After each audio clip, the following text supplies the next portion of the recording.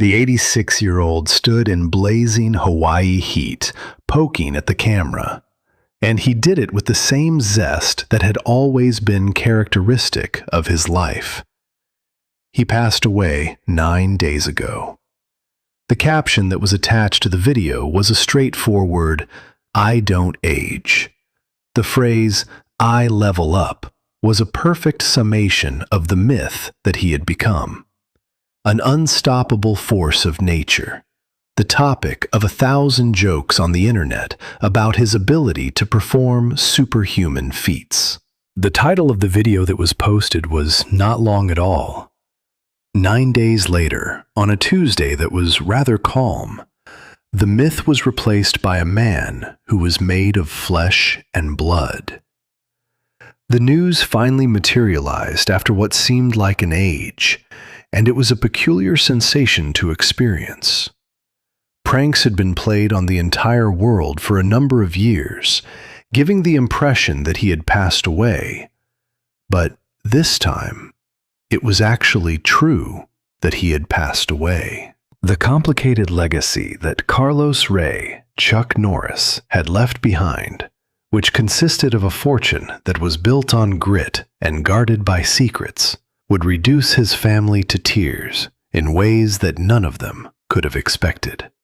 After Carlos Ray Norris had passed away, his legacy consisted of a wealth that was kept hidden from public view. On March 19, 2026, the agreement was signed off on the island of Kauai, which is located in the Hawaiian Islands territory. In spite of the fact that he and his wife Gena had owned a beachfront property for many years, a tranquil retreat away from the glare of Hollywood, it was taken away from him unexpectedly and without any prior warning. His wife of many years was a woman named Gena. After a few hours had passed, he had disappeared. The statement issued by the family was succinct and reflected a well-calibrated desire for privacy. These individuals refrained from disclosing facts regarding the cause of death. On the other hand, there was a statement that had been put together with great care, and it contained a great deal of information about the individual who was responsible for the legend. Not only did the public express gratitude for the chance to view his films and remember his renowned portrayal as Cordell Walker, but they also expressed gratitude for other things. To put it another way, it was a request to pay attention to the individual rather than the persona, which was a distinction that had become increasingly hazy over the course of several decades. In the letter that they sent, they expressed their gratitude for loving him. There was an outpouring of tributes from every region of the world. This was how Donald Trump recalled him, and the television network that he had fought in court for tens of millions of dollars referred to him as a really good, tough cookie. This was a compliment to him, and CBS's effusive eulogy was a compliment to him. And at the same time as the rest of the world was grieving, Hollywood, an institution that he had repeatedly turned down, was also grieving. However, once the initial shock had subsided, the discussion invariably shifted to the question that always comes up in the wake of the passing of a legend. What exactly did he leave behind? An answer that was endorsed by the financial publications was that the answer was a fortune, which was reportedly somewhere in the vicinity of $70 million. On the other hand, the number itself holds the least amount of interest in the narrative. In reality, there are a number of components that make up the story. These components include the methodical acquisition of that fortune, the legal battle that resulted in the confiscation of a significant portion of it, and the intricate web of family ties that would now be passed on to the next generation. There is a map of all of his efforts within the entire estate. One of the components of this scenario is the enormous Lone Wolf Ranch, which may be found in the vicinity of Navasota, Texas. This ranch, which encompassed 1,000 acres and was located in Grimes County, eventually turned out to be his permanent residence. In addition, the property consists of the $7 million vacation villa on Kauai, which is where he spent his last days before passing away. It was the fortuitous discovery of a natural aquifer deep beneath his Texas farm that led to the establishment of the Sea-Force Bottling Company, which is now recognized as a successful business enterprise. Naturally, this also includes the movie royalties that have been paid out over the course of several decades, the ongoing revenue from a fitness infomercial that has become a mainstay on television, book sales, and the vast syndication profits that have been generated from a show that has been broadcast in more than 100 countries globally. On the other hand, according to the community property law of Texas, his surviving wife, Gena O'Kelly, is eligible to inherit 50% of the wealth that was earned by the marriage. Despite the fact that no will has been made public, this is the situation. The remaining portion of the inheritance will be given to his 5 children, who are the offspring of 2 marriages and a connection that he concealed from the general public for almost 30 years. As Gena now holds a 51% stake in Sea-Force, she is well aware that the family business will continue to be under her control. Gena is in a better position to benefit from this ownership arrangement. They brought up their twins, Dakota and Danilee, on the ranch, which served as their entire world during their youth. Dakota and Danilee are now 24 years old. In December of 2025, his first wife, Diane Holacek, passed away due to dementia. This was just 3 months before he took his own life. She was among those missing for the last chapter. In the same year Chuck Norris was coming to the end of his life, he was able to survive the death of both his mother and his first wife in the same year. The man who was nearing the end of his life had been indelibly changed by a silent cascade of sadness rarely covered in the news. The Ryan, Oklahoma boy, after such extreme timidity, finally self-labeled as neurotic. He was a hard man to get to since he was so reticent. This is what he did before he was famous, before he was rich, before he kicked a roundhouse that reverberated through the world of film.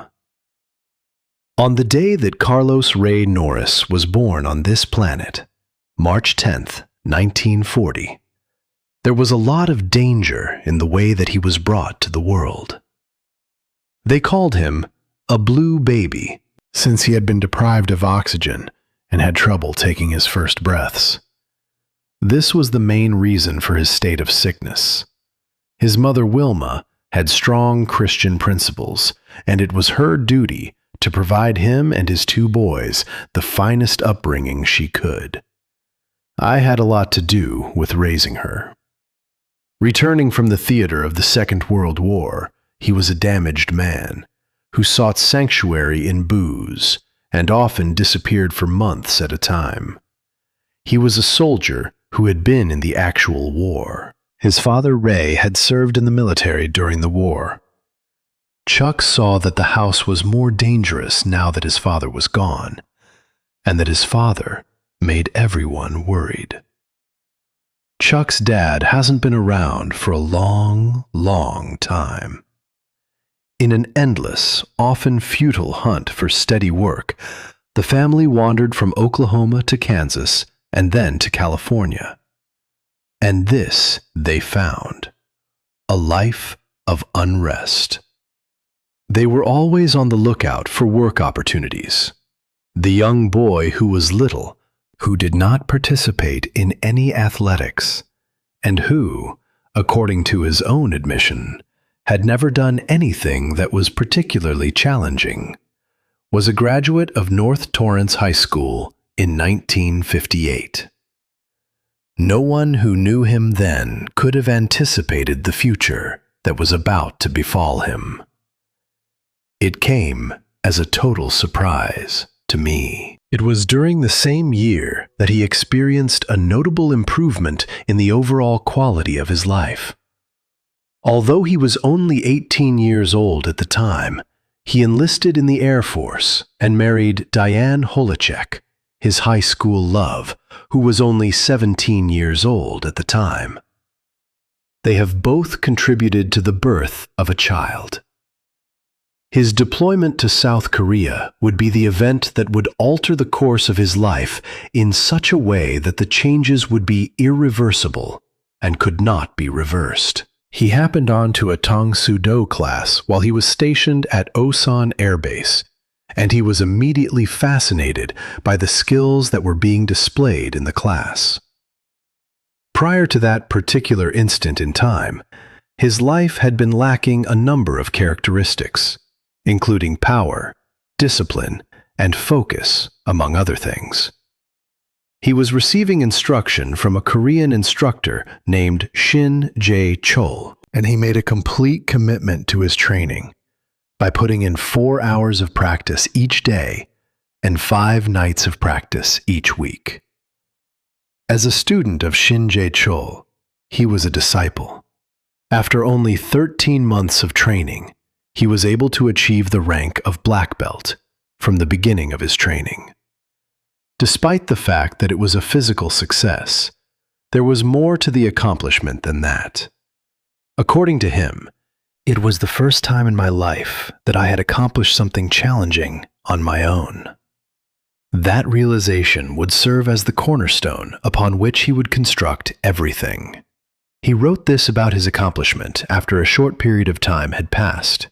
Furthermore, the practice of martial arts had resulted in the development of more than just a skill. It had also ingrained a fundamental belief in him that he was capable of overcoming challenges. This would be a conviction that would serve as a source of inspiration and motivation for him throughout his entire life.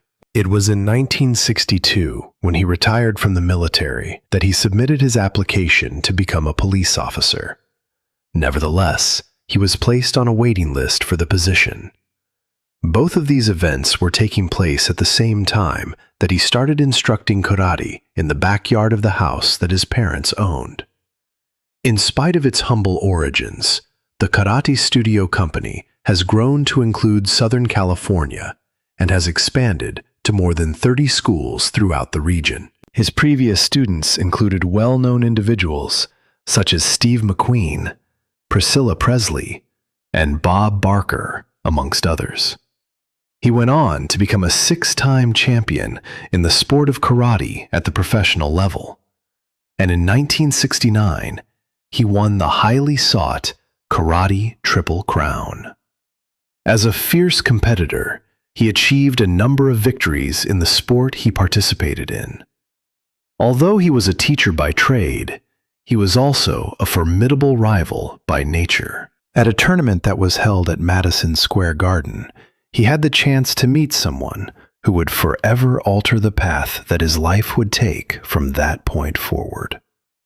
In addition to him, Bruce Lee was present. In the aftermath of the competition, Lee, who was already a phenomenon in the world of martial arts, went after Norris because he was aware that Norris possessed something that none of the other contestants possessed. A legendary pairing of two masters who pushed each other to new heights of achievement.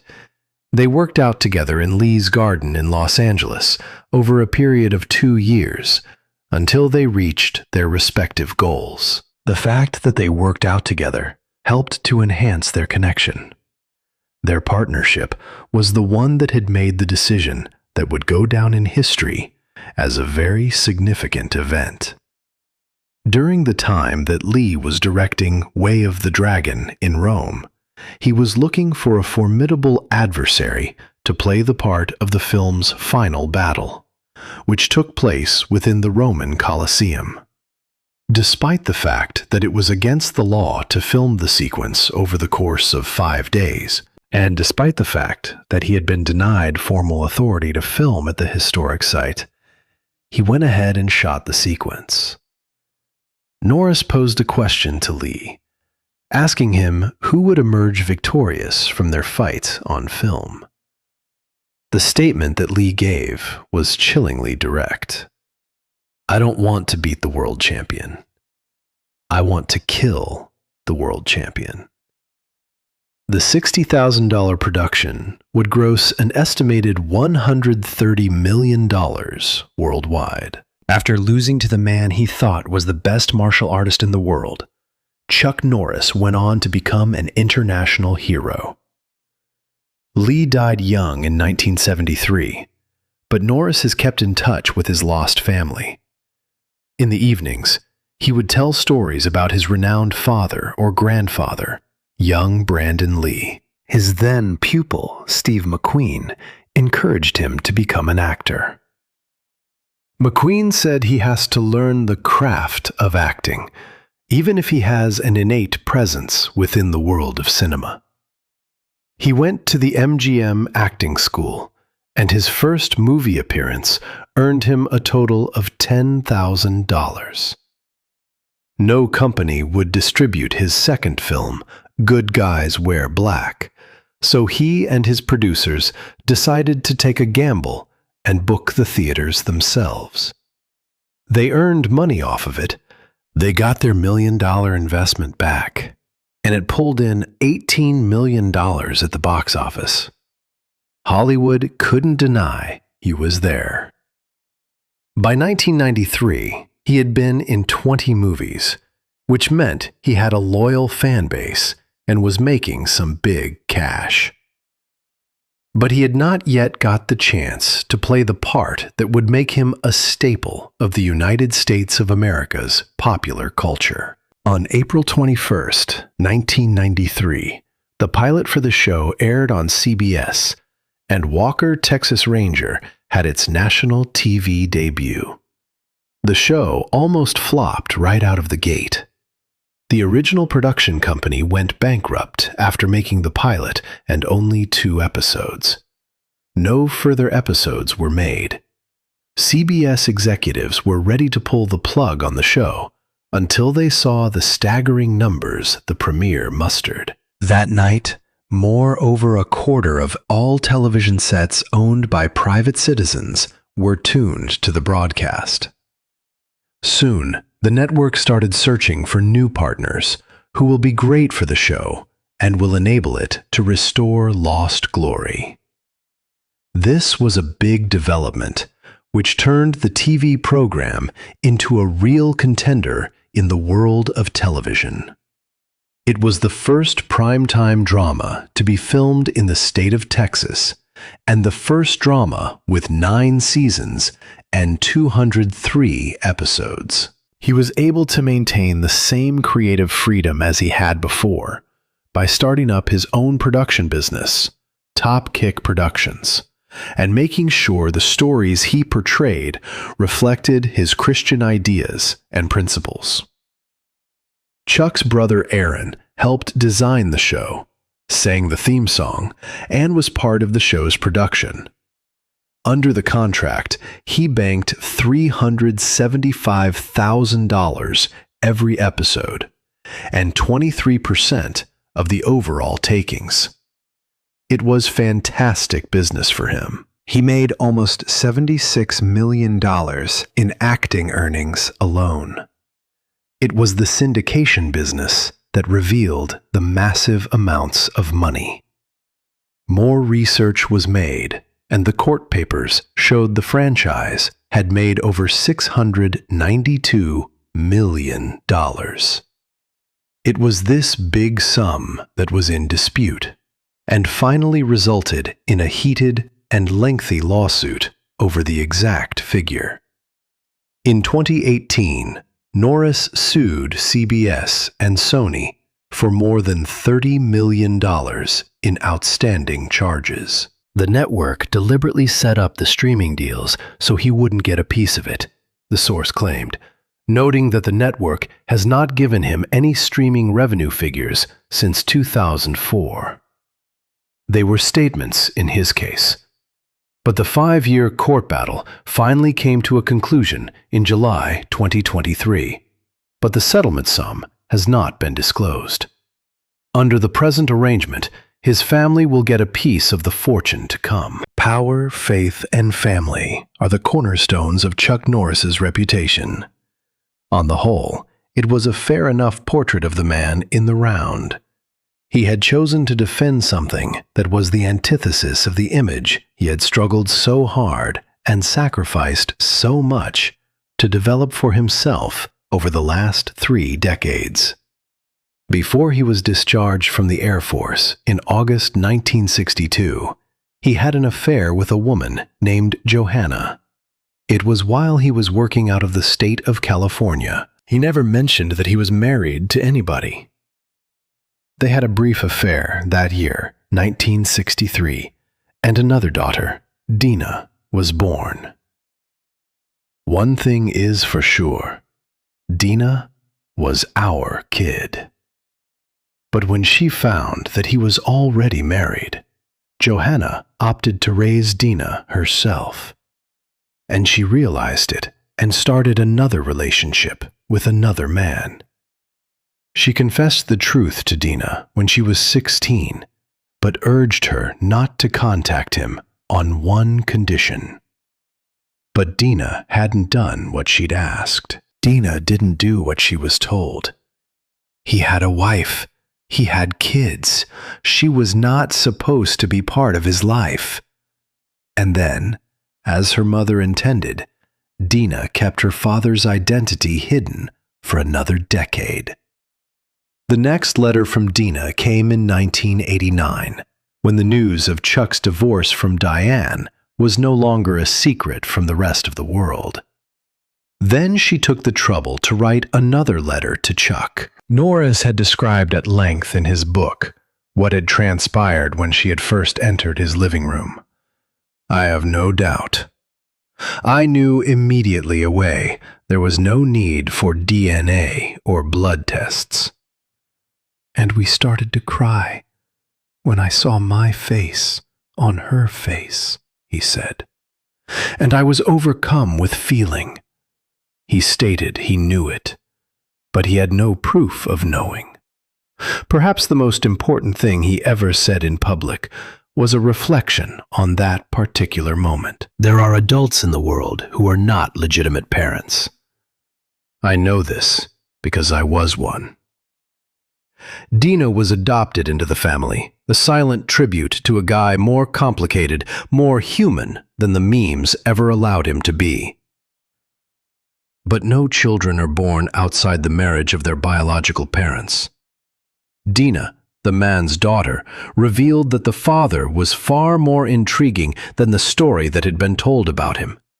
He had 5 children, daughter Gena, twins Dakota and Danilee, film director Mike, stunt coordinator Eric, and NASCAR champion Eric. But at the end of 2012, Norris found himself in a conflict that no amount of martial arts training could have realistically prepared him for.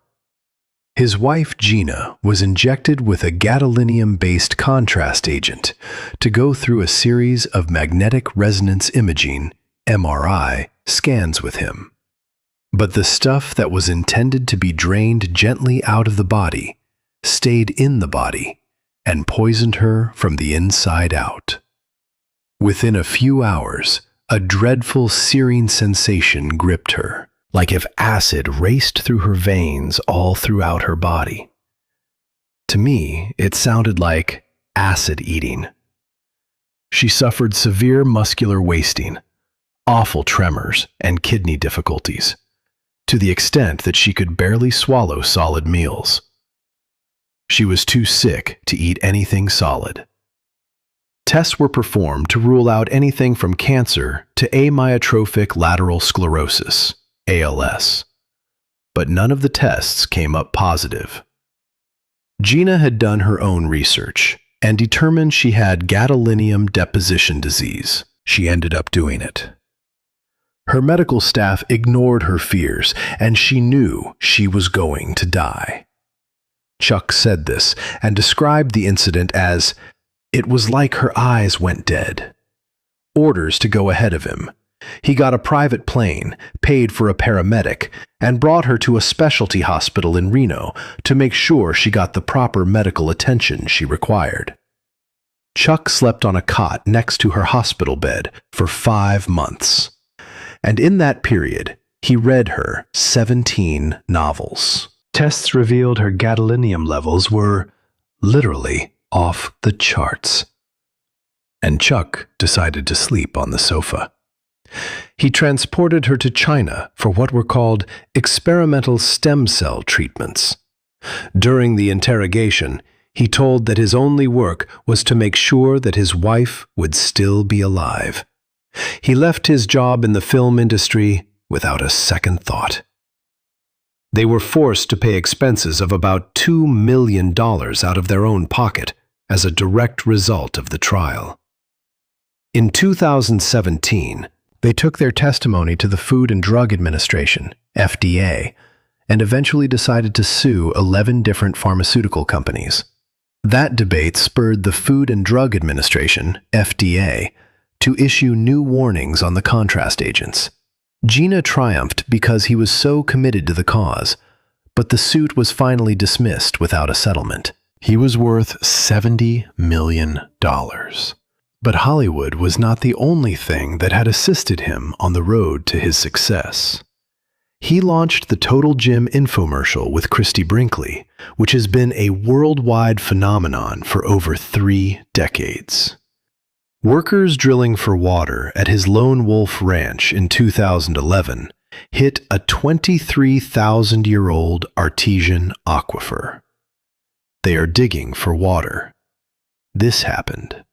And thus, the ranch became a business dynamo in itself. The incident happened in 2015 and resulted in the creation of a new, state-of-the-art plant named Seaforce Bottling Company.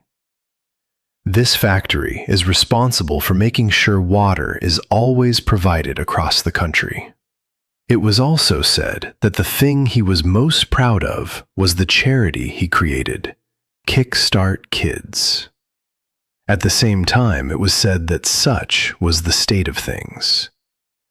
The program has served more than 120,000 at-risk teens in Texas schools since being sponsored by President George H.W. Bush in 1990.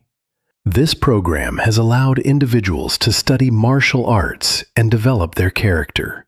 Self-control is the foundation of an inner strength that can change a person's life. That was the most important thing he had learned in his whole life. He'd been learning it his whole life. The moment Chuck Norris began to die, the talk over his legacy began. He was a vocal Christian conservative, a vociferous booster of Republican politicians and the National Rifle Association. For some, his political convictions mattered more than his work. And this was something that was real to him. His millions of followers believed that his values were naturally tied to the heroic characters he performed. The fortune consists of several kinds of material stuff: the ranch, the water company, royalties, the house on Kauai. What he said was truth, and now he is sharing it to those he loved. This is why his family asked that the world remember the love they had for the individual, and not simply the respect they had for the famous. The case is much more complex than that. He was a world champion, but a nervous and bashful youth. He was the action hero who wept when he met the daughter he never knew. He was the invincible man. He risked everything to save the lady he loved. He was the champion. His family wept not only because they had lost a husband and a father, but because they felt the end of a life that was both great and profoundly human. His relatives grieved, remembering the burden of such a vast life, so human.